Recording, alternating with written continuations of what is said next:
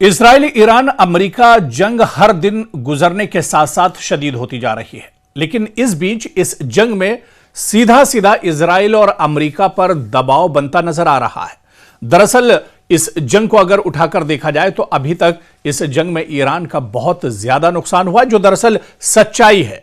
लेकिन जिस तरह से दबाव की बात की जाए तो इजराइल और अमेरिका पर नफसियाती दबाव बहुत ज्यादा है, क्योंकि अमेरिका में दबाव की अगर बात करें और जिस तरह से अब एक महीना गुजरने के बाद जंग की सूरत हाल जितनी शदीद होती जा रही है, जिस तरह से ईरान डट कर इस जंग को एक तरह से लड़ रहा है, जंग में पूरी मजबूती के साथ ईरान डटा हुआ है। ऐसे में अमेरिका के अंदर अभी सब कुछ ठीक ठाक नहीं लग रहा है। अमेरिका से जिस तरह की खबरें आ रही हैं, यहां पर कई बड़े जो अफसर हैं, कई बड़े जो अधिकारी हैं, उन्हें उनके ओहदे से फौरन हटा दिया गया है। चाहे आर्मी चीफ की बात की जाए, चाहे FBI डायरेक्टर की बात की जाए, या इसी तरह से अटॉर्नी जनरल की बात की जाए, कई बड़े ओहदों से अमेरिका में जो अधिकारी हैं, जो ट्रंप टीम का हिस्सा थे, दरअसल जो ट्रंप के बहुत करीबी माने जाते थे, उन्हें फौरन उनके ओहदों से हटा दिया गया है। और माहिरीन यही कह रहे हैं कि दरअसल इस जंग को लेकर डोनाल्ड ट्रंप पर बहुत ज्यादा प्रेशर है, अमेरिका पर बहुत ज्यादा अब प्रेशर बढ़ता जा रहा है। ऐसे में अब कहीं ना कहीं तमाम चीजें निकलकर सामने आ रही हैं और अब यह जाहिर करता है कि अमेरिका में सब कुछ ठीक ठाक नहीं चल रहा है, या अमेरिका प्रशासन या डोनाल्ड ट्रंप इंतजामिया की बात की जाए, इसके अंदर एक तरह से एक खलबली सी मची हुई है। और यह जाहिर करता है कि डोनाल्ड ट्रंप इंतजामिया में सब कुछ ठीक ठाक नहीं चल रहा है। इसी वजह से कई बड़े ओहदों से कई बड़े जो अधिकारी हैं, बड़े जो अफसरान हैं, जो कर्नल और जनरल हैं, उन्हें उनके ओहदों से एक तरह से हटा दिया गया है।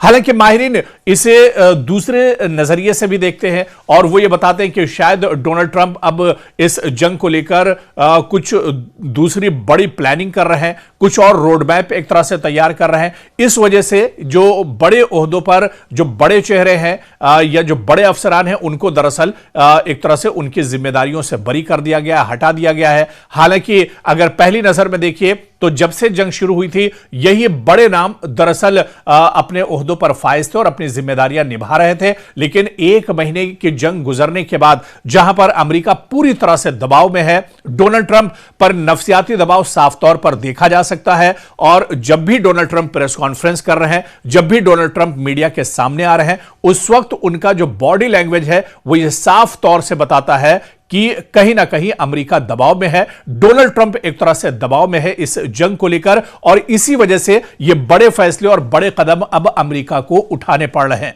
क्या वाकई में अमेरिका इस जंग को पूरी तरह से हार चुका है? वो अमेरिका जो दरअसल दुनिया का सुपर पावर कहलाता है, वो अमेरिका जिसकी पूरी दुनिया पर एक धाक है, वो अमेरिका जिसकी चौधराहट दरअसल पूरी दुनिया पर मानी जाती है, क्या वो ईरान जंग में बुरी तरह से फंस चुका है जिस तरह से अमेरिका के अंदर के हालात हैं? आप देखिए कि अमेरिकी अवाम डोनाल्ड ट्रंप के खिलाफ है, जहां पर लाखों लोग अमेरिका की सड़कों पर निकले हुए हैं। नो किंग्स के जो रैलियां हैं वो की जा रही हैं, प्रोटेस्ट और एहतजाज लगातार अमेरिका के अंदर किए जा रहे हैं। इसके अलावा जो दुनिया के बड़े ममालिक थे, चाहे यूरोपियन कंट्रीज की बात की जाए, ब्रिटेन की बात की जाए, गल्फ ममालिक की बात की जाए, जो अमेरिका के बहुत करीबी और जो अलायंस कंट्रीज थी, वो भी अमेरिका का साथ छोड़कर अब भाग रही हैं एक तरह से। चाहे स्पेन की बात की जाए, ब्रिटेन की बात की जाए, या दूसरे और जो ममालिक हैं उनकी बात की जाए, वो सब कहीं ना कहीं अब ईरान के अमेरिका के साथ एक तरह से नहीं है। हालांकि पूरी तरह से ये अमेरिका के अगेंस्ट तो नहीं है,